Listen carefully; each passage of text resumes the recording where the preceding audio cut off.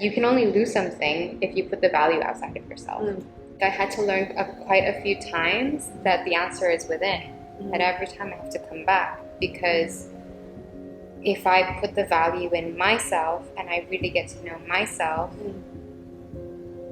I can't lose that. Yeah. You know? Hi everyone, welcome to my channel. My name's Emmy and I make videos on mental and spiritual health.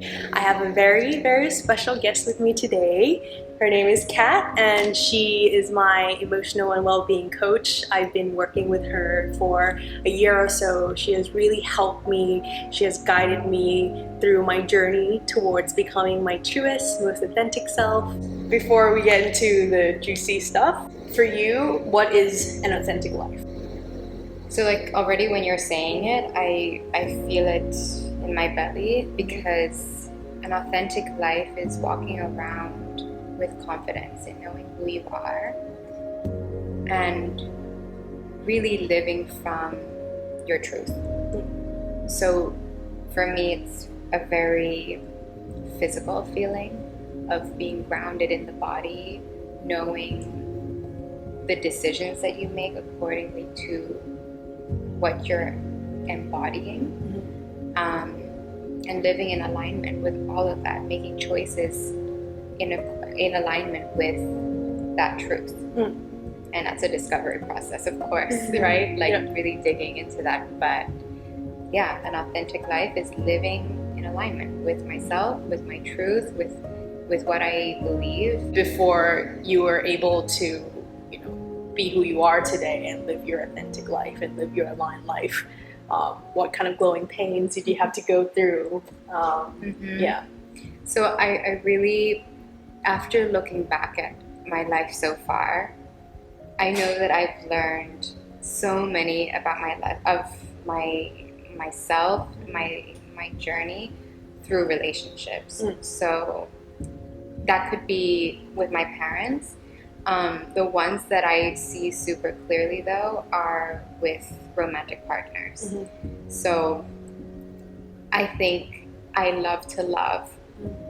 And when, you imagine your first love, right? You just want to just spill your heart out, And there was my first love, the way we broke up was he literally just came up to me and he said, you know what, I think you're a great person.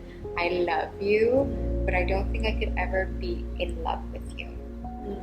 And okay, what does that do to somebody when they hear that that person that they love can't be in love with them, right?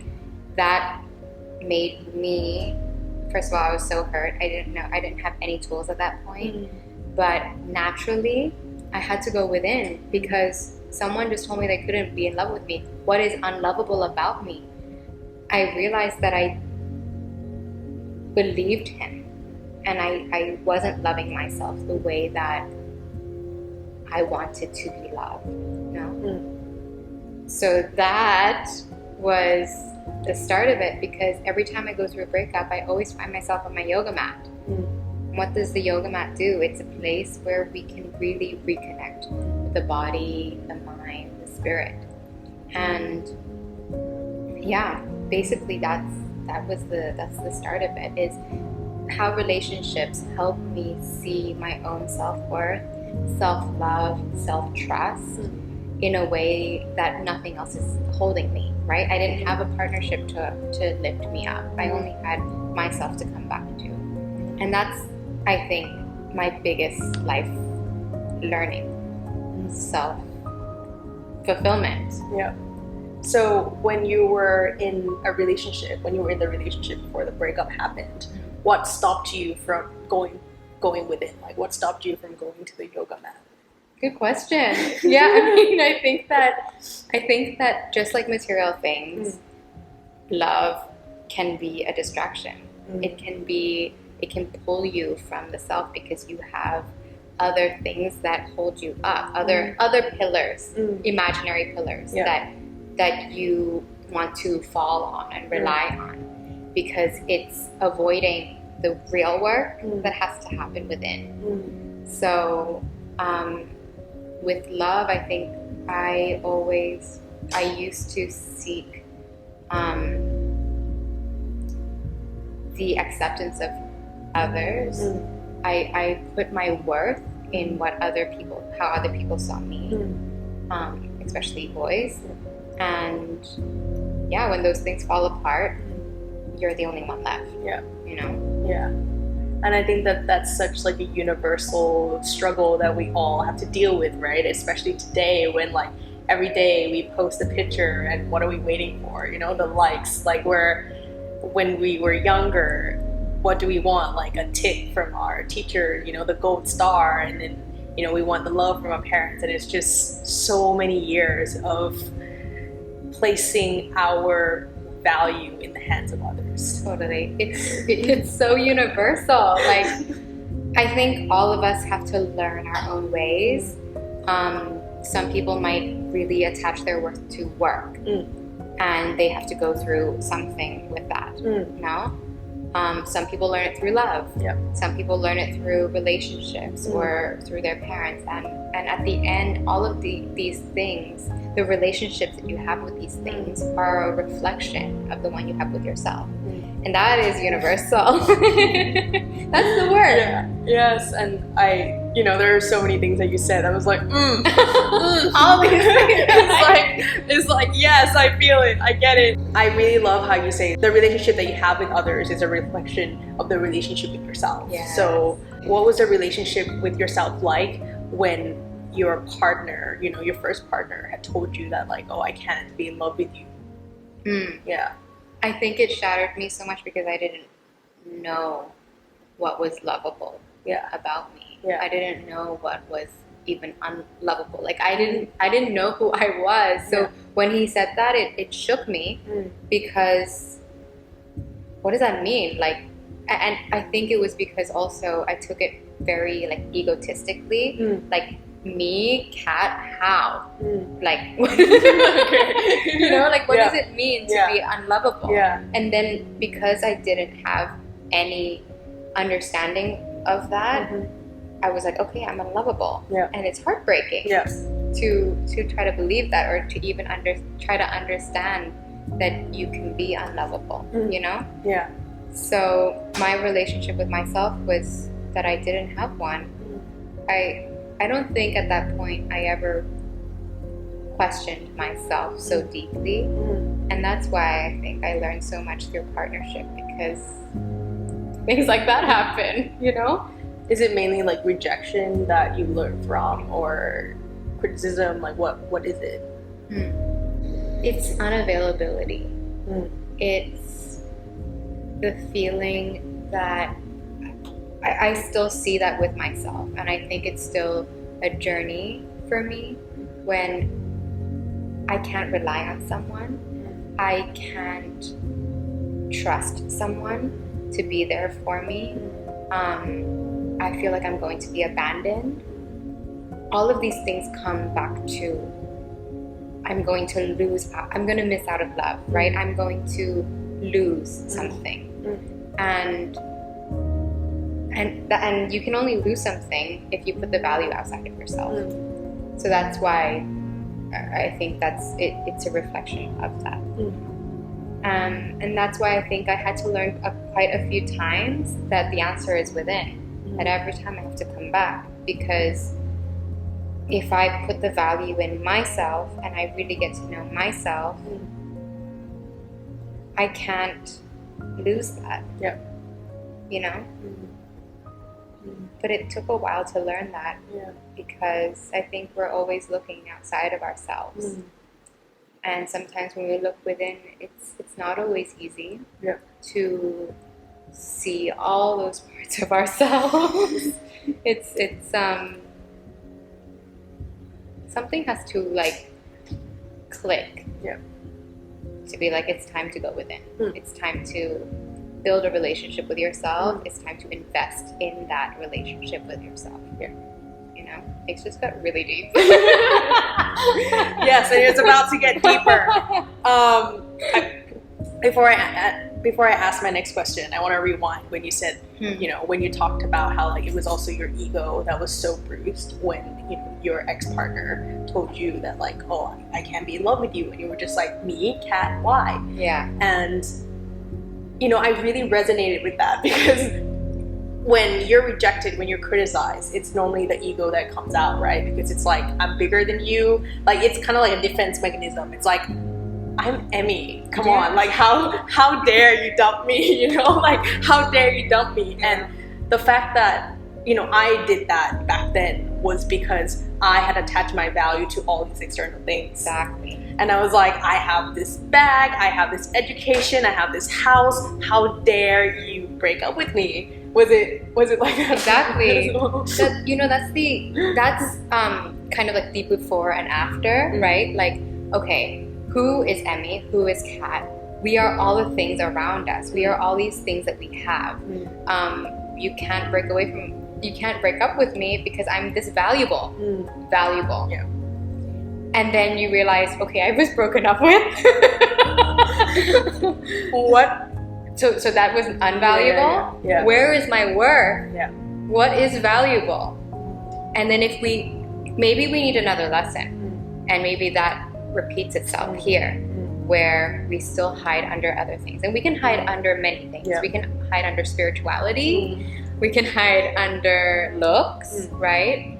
Material things. And I think it all just brings us back to the truth is ourselves. Yeah.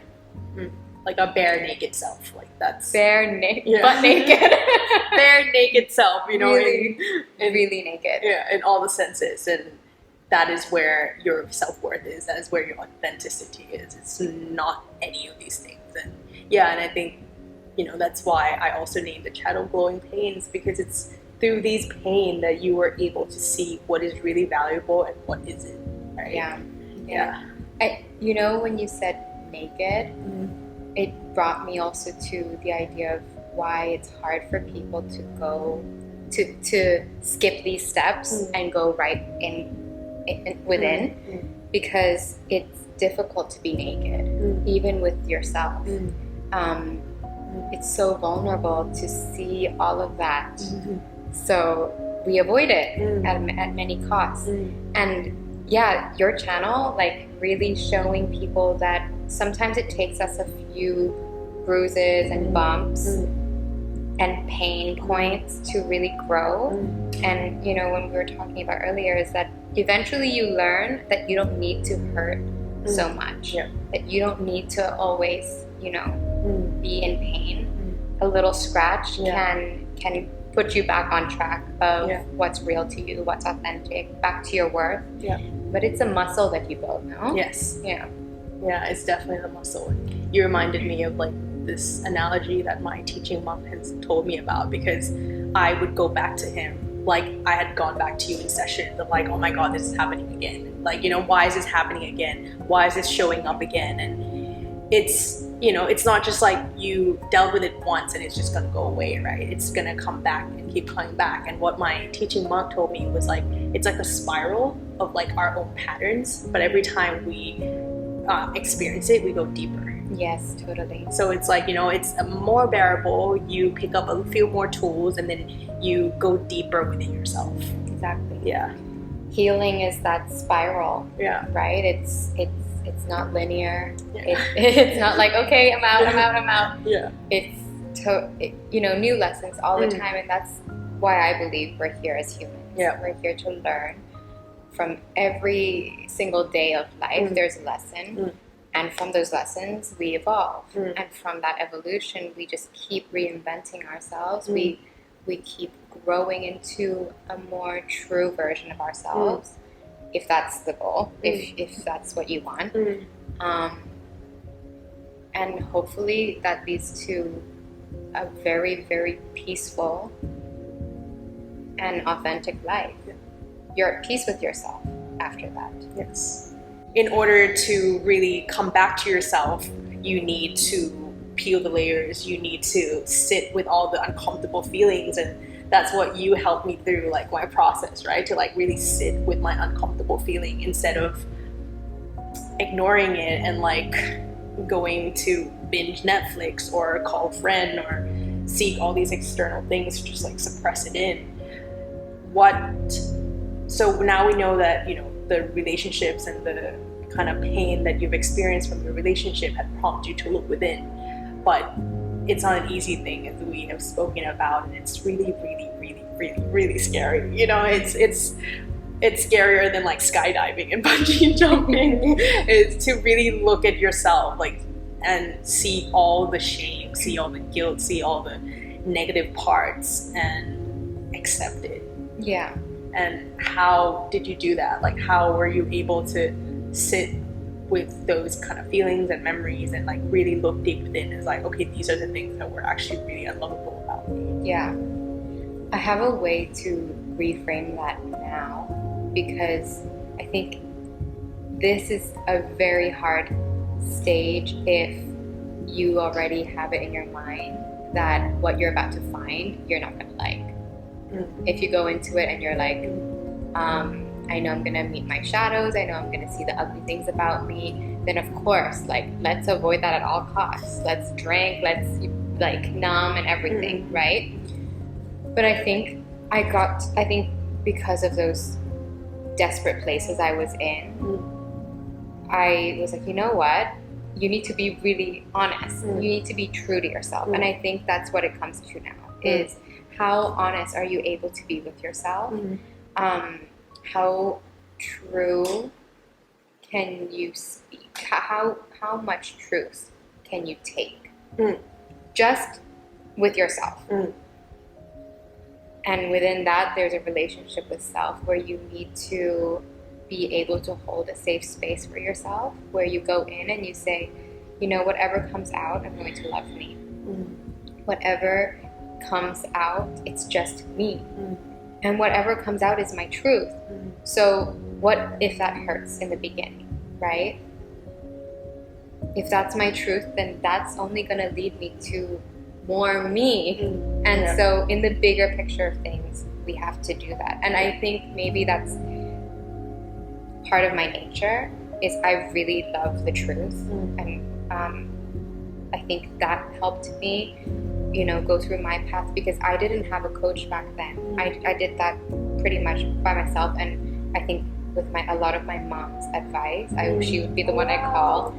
Yeah. And my mom is the first one. It's kind of like tough love, but she's the first one that says, are you lying to yourself? You know, and she's the one that always calls out my truths before I know them. Wow. Which is also very painful at first, you know, when someone just like rips it out of you. And it's your mom as well, who's supposed to like love you, you know. But that's her love. I'm gonna, no one else is gonna tell you this, so I'm gonna tell it to you. And then it's like, you know. But she always taught me that, okay, if I'm honest with myself, then what? Like, there's nothing after that. So yeah, I was just always able to be honest with myself, and that's what I do with other people, is, you know, when you're working with a coach or a healer, they see your blind spots. If they're listening to you fully, they can catch you where you're repeating yourself and all this, you know, and you know it too. You like, that's why I'm laughing, because I'm just having flashbacks of all those sessions. And you knew it too. But you were so comfortable with these stories, and we are all comfortable with our stories that keep us out of pain. But when you're working with someone else and they're a mirror to you, there's no hiding. Yeah. You know?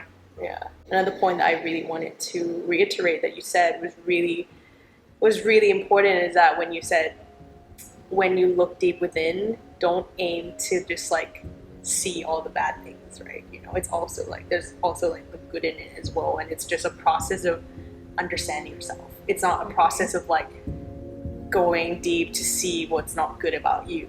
It's like, it's truly just like a journey towards understanding yourself better. Totally.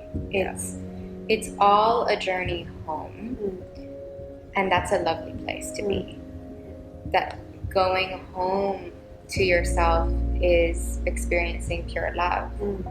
So with that trust, it makes the journey a little bit less intimidating. There are going to be things in your home that are maybe not as pretty. And maybe the immediate thing is I want to break it, I want to throw it out. But if it's really a part of your home, it's a part of your story, it belongs there, and you can grow out of it and actually turn it into wisdom. Like exactly what you're doing with glowing paints is you're taking what you found within that hurts, and then you're alchemizing, you're turning that into gold for other people to see and people to learn from.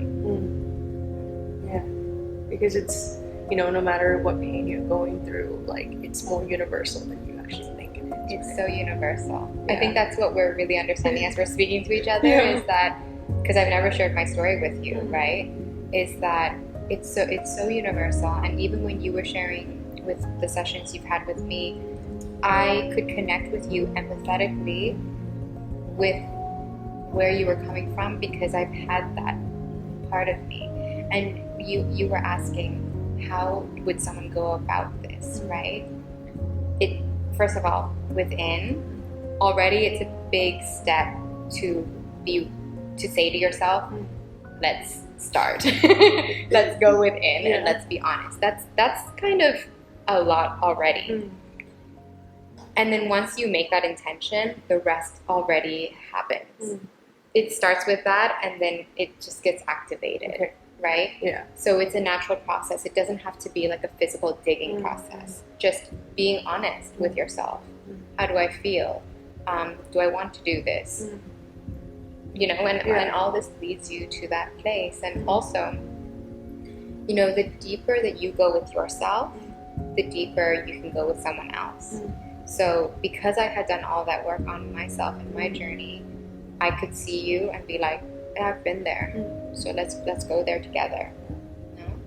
And yeah, it's a beautiful part of holding each other through this human experience. You know, when you said that, I also thought about the self that I was when I didn't have the language for any of this. And maybe you have someone watching that is like, what is this work and self, and what do I need to know more about myself? I already know myself, you know? And I get people like that a lot. I even get people that come to me and they're like, you know what, self-discovery sounds great, but right now I'm in a place where I want to sweep everything under the rug. Okay? Yeah.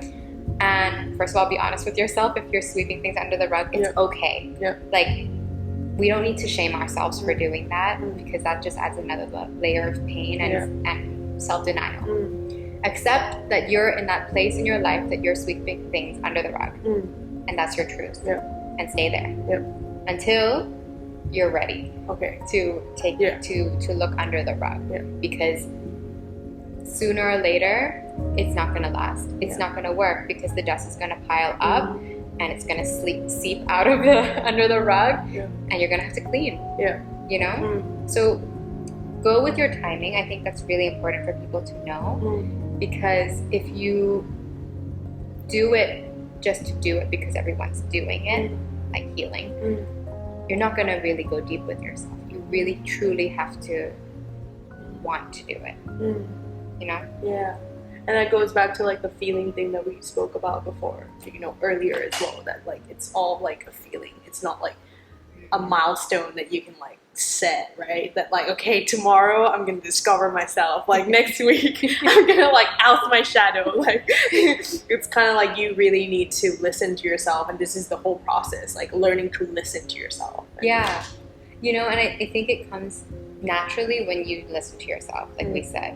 It just activates everything, because your shadows come up once you listen to yourself, and that is a part of the healing process without having to say like, Saturday I'm working on my shadow, you know?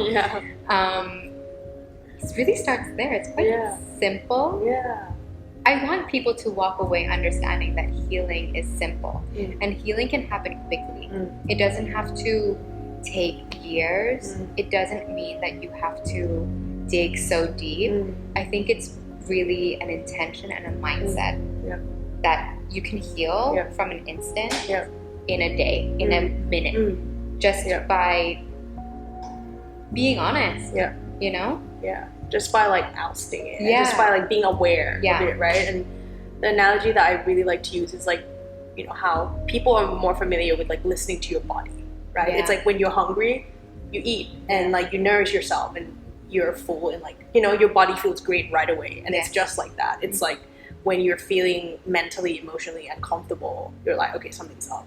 Yes, exactly. So a lot of people watching might see your job or like, you know, the career that you're choosing, a really unconventional career path that many of us might not choose, but it might be a very, you know, desirable job, like working for yourself, you know, having your own time. Was it scary, you know, because you're in your mid-20s? You're later. Late 20s. I mean you're still in your 20s, right? And I think 20s is when, you know, we're trying to find ourselves, find our career. Like, was it hard to not have a stable kind of like monthly paycheck every single month? To, you know, how hard was it to take the sleep, and how did you block out like all the external voices that was telling you that like, oh, you're never gonna succeed in this? Like, why are you not choosing a stable career? Why are you leaving a stable career? That's loaded, because it brings me back to another test, right? Like test in relationship, and now it's test also in the confidence that you have in yourself. And that was something I battled for a while, because yes, I had a stable job, and I left it because I felt pushed out of it. Like I needed to grow out of it. So like a little background is I gave myself a year. Like instead of going to study a master's, I was like, you know what, I'm gonna do a year of discovering all the healing modalities. And that was like my master's. And because I set that time for myself, I put the investment aside for that.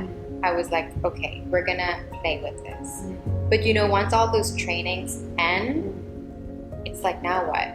Right? Like, can I make a living out of this? Can I make this a lifestyle, a career, and everything? And I had some mentors, but none that I think talked so openly about how to do it, because no one really teaches you how to do it. So with that process, of course, my parents saw me in the struggle in the beginning of them not understanding, first of all, how I could support myself in being a healer, because my grandpa's a healer and he never asked for money. So it's not in their mind, it's not an abundant job.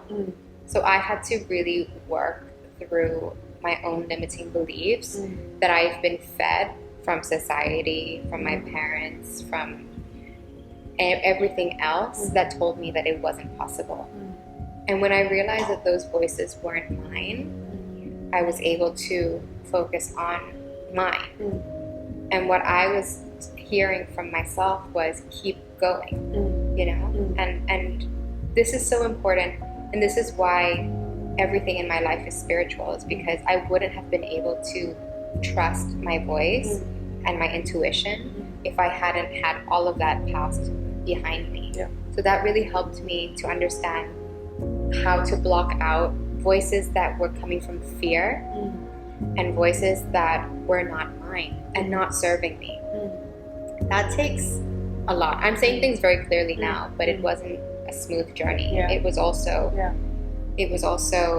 a lot of crying, a lot of, you know, what am I doing? I'm never gonna make it. Like, I'm worthless. Self-worth came back again. And it was a testing time, I think. So it took a lot of silencing out and focusing again on my purpose, because at the end, the kind of North Star was that I believed in what I was doing. I believed that people were benefiting from it, and I was doing it and am doing it from a really pure place. So with that, I trust. With that, I'm like, you know what? If I'm aligned with everything here, then I am in abundance. And I believed it until it came true, you know? Yeah. And it's such a process, because even now, like, I'm growing, and always to the next. And there's always going to be fear as a human. There's always going to be other people's voices come in, opinions come in, limiting beliefs come in. And it's, now I know that it's, every time those things come up, I jump a little further. I fall and trust fall a little bit more. Okay. Because every time I do, growth. So, you know, like, it's really hard to separate from spirituality. Yeah. Because the spiritual growth pairs with what happens in the physical realm. Yeah. Does that make sense? It's like a projection, like, you know, like whatever's happening inside, like, projects outwards. And yeah, and I think it's very courageous of you to, you know, to do that, because it's not an easy thing. And you might, you know, for those of you watching, you might not want to be a healer, you might want to be an artist, you might want to be an entrepreneur starting your own thing. But in our 20s, we're kind of in this process of like discovering ourselves, and obviously a lot of us have to go into a job that we don't like, you know. And I think with COVID and with, you know, time for self-reflection, a lot of people are having quarter life crisis, and they're realizing that, like, the job that they're doing is not what they wanted, like, and they want to do something else. And it's this, you know, what you're talking about is this balance, right? It's, you know, it's like that devil and angel on your shoulder, but it's not, you know, a devil or an angel, but it's more like the voices of others and then your own internal voices, right? And it's just this constant battle that you say that you're still even, you know, battling with, like, we're all battling with, because we're not living in the forest by ourselves, you know, like, we are still connected to everyone else. So what would really be useful to the people watching is, like, how did you block out those noise? How did you have the courage to block out those noise? And even more courage to jump further and fall harder, because, I mean, that's really, really scary, right? When you feel so insecure and unsafe about the next step that you're going to take, that requires so much risk. Like, how do you trust yourself? Yeah, I'm really feeling it deeply, because everyone, like, we're all desiring to find our purpose, and we all want to have a meaningful life. So I was there as well, where I was living a meaningful life, but I wanted to go deeper. And for those of you who really want to go and face their truth and find the meaning to your life, you have to look at where you are here right now first. Because I remember I was in a place where I was looking at where I was, and I had to be honest again with myself and say, this is not my life anymore. I was growing out of it. So every time you come to that place in your life where you realize, I'm ready to grow out of it, growth is scary, because you're stepping into the unknown. Okay, so that's natural, and I know that place so well, of stepping into the unknown, and that's why I have so much trust in that now. But for those of you who are, like, just starting, take little steps, okay, into the unknown. So what if it's going part-time first, and then, you know, doing something on the side, or doing it at the same time? I think that's something many entrepreneurs do, to start and build that muscle and trust in what they can also call in. Yeah. And another tip on that, I mean, keep building, keep edging into the discomfort of that, and always stay true to yourself, because that's also, I mean, universal, and it's a bit cheesy, but if you are looking at what other people are doing, you're not going to be authentic to yourself. And that comes into kind of shutting other voices out, because you really need to lead from the voice within. And people can tell, you know, when if I'm not being authentic with my message, or if I'm not actually living from what I'm teaching, people can see that, and they're not going to be attracted to working with me. So part of this is really knowing who you are and edging, being your own challenger, you know, like, go a little bit more, And life is about exploring and play. If you see life that way, I see life that way. So if you're always going to, or if you're living this life to explore and learn from all the lessons that come, then like come at me, challenges. Like, you know, I'm just gonna keep going. Maybe this is also unique because I'm in a place where I have that trust now. Like I said, like if you're just starting, edge slowly, slowly, slowly until you have that trust and you're free. You know? Yeah. And that like really reminded me of the earlier conversation that we had of this talk as well, that when you talk about you need to, you know yourself first, you need to understand yourself first, because in order to block out the other noises, you need to tune up that voice, right? Totally. Because if that voice is still really low, you're, you know, whatever people say to you, you're gonna hear that louder. Yeah. You know, now that you're just reminding me, part of that tuning out was I did what you did as well. I went on a retreat and I turned my phone off. I turned everything off for 10 days. And those 10 days felt so long. I didn't have anything on me, no technology. And my voice came out so clear. My intuition, I got downloads. And don't underestimate the power of tuning out. Yeah. The voice is so loud within. I also deleted Instagram for a year. Like I didn't have it for a whole, and you did too. You did that too, and that's so powerful just to reconnect to your truth. It's so simple. But it's just that sometimes. It really is, like, you know, when you say don't underestimate the power of tuning out, like don't underestimate the power of turning your phone off. When you talk about self-discovery, it seems like this big word, and you know, it seems like a huge vision board that you're gonna like win an award, and you know, like that's what it looks like. They're like things that you're gonna change the world, like you're gonna, you know, invent this like amazing thing, but it's not. Like self-discovery is literally just like sitting with yourself in silence and getting to know yourself. So simple.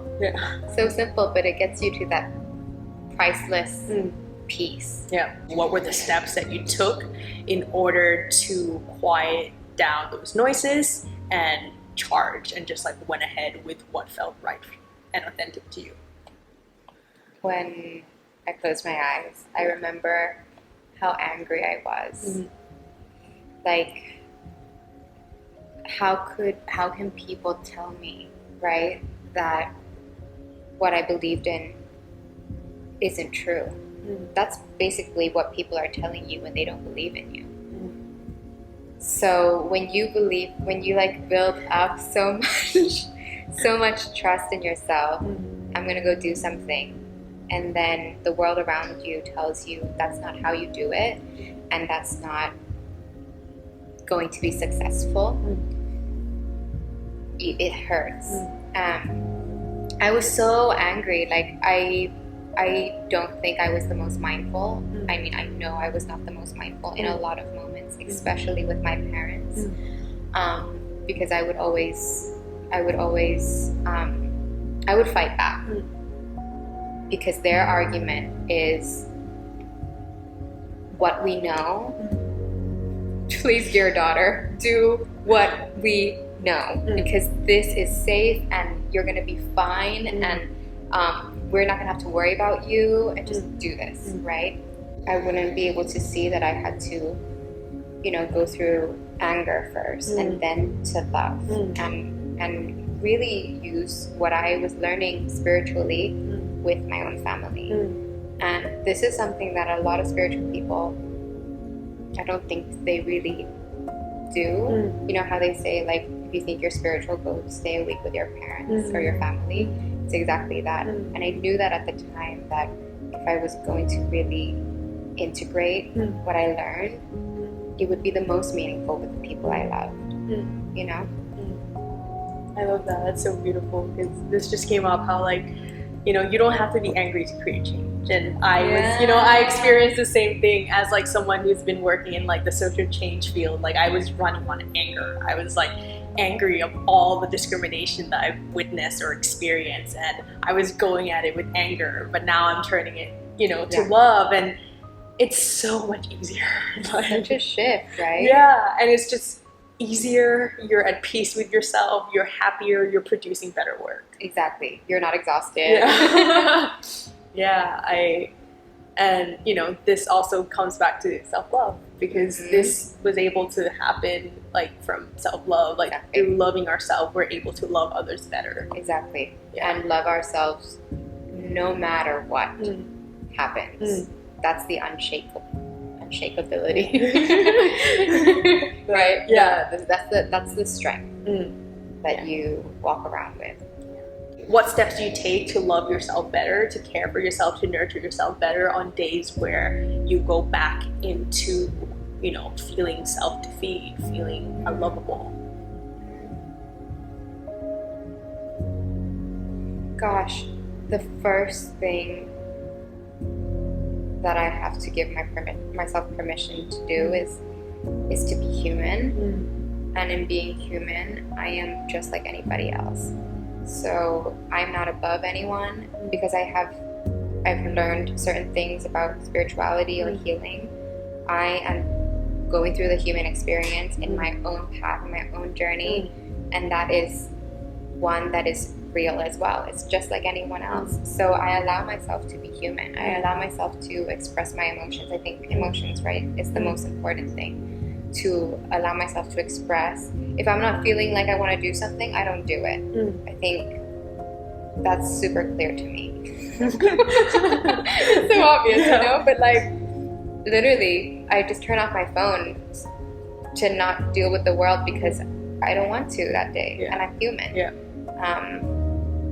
The permission to be human.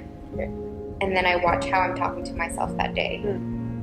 And if I'm not talking to myself the way that my mother would or my sacred self would, then I really go and I say, what's going on,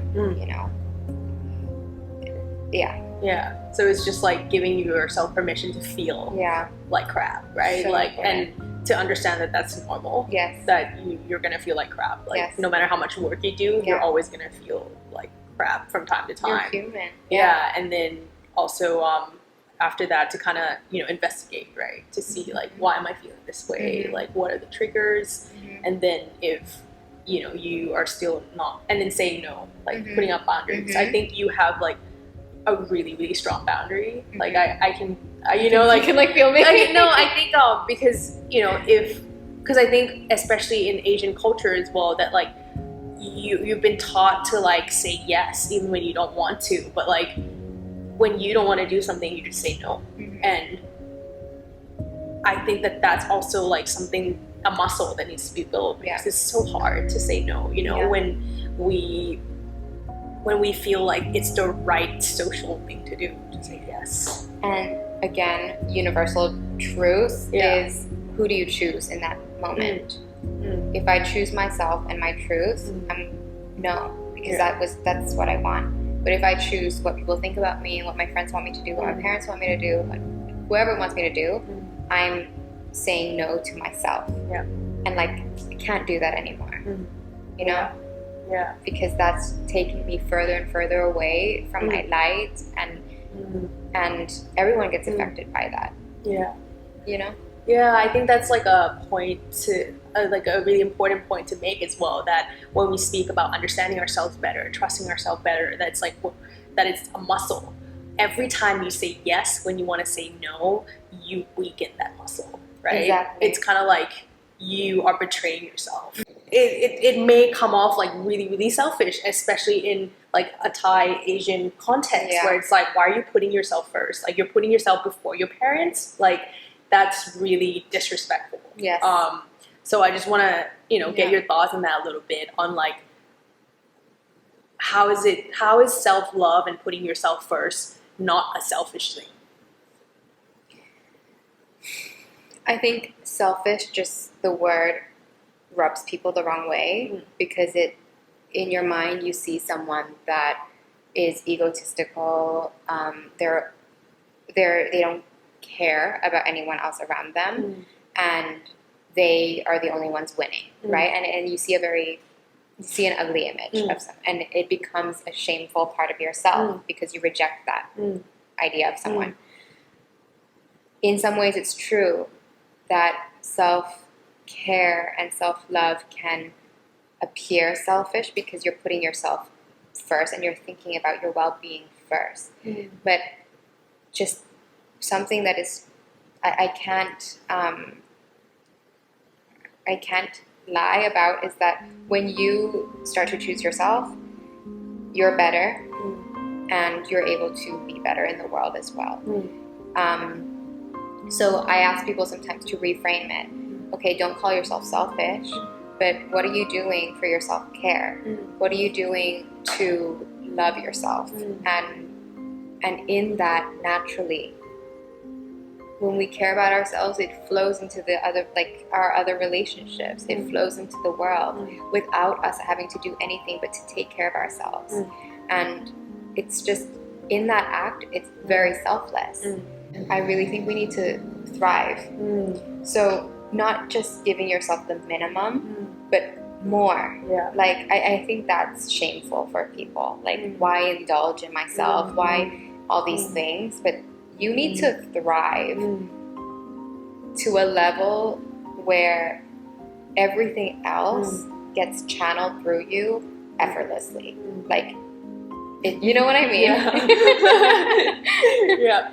Yes. So, I mean, I think our last words would be try it for yourself. Try loving yourself, try taking care of yourself, try nurturing yourself. I think, you know, like, you can even spend like at least like a week of like turning your phone off and like really tuning into yourself, or even a few days if you don't have a lot of time, or if you're like a mother, an hour or so, like when your kids are sleeping. I think just to really have quality time with yourself, you'll really feel the difference. Thank you so much, Kat, for talking to me today. I feel like we can talk for like hours and hours. Thank you so much for being on the channel today. Thank you. And thank you for all that you have done for my journey coming back home. Like, Kat is such a special person in my life. Like, she has guided me through, you know, my journey towards coming back home, towards coming back to myself and living this like really aligned life. And yeah, without her guidance, I don't even know if this channel would be here. So thank you so much to her. And do you have any last words for people who are, you know, trying to understand themselves better, who are trying to reach their truest, most authentic self? Like, do you have any words of encouragement for them? And what kind of services are you offering right now? And where can people find you? Well, we're all on that journey. So wherever you are, deep compassion for yourself. Also patience with where you are, because things will unfold as they're meant to. And for those of you who are also far on this healing journey, stay curious, because there's always more of us that we can grow deeper into. It's a process, and yeah, you can reach me on Instagram. I'm happy to share stories, wisdom. I'm also happy to hear from you, because we're always learning from each other. And yeah, I'm most active on Instagram. If I haven't deleted the app for the weekend. And yeah, right now I'm offering one-on-one healing coaching sessions. So if you're interested in getting deeper into your journey, feel free to reach out. I also have free resources on my website if you'd rather do something at your own pace. Really, that's why I created it. Yes. So that anyone can do it on their own, in their own time. Yeah. So I hope that you really enjoyed that talk and getting to know Kat better. And I'll see you all in the next video. Bye. Bye.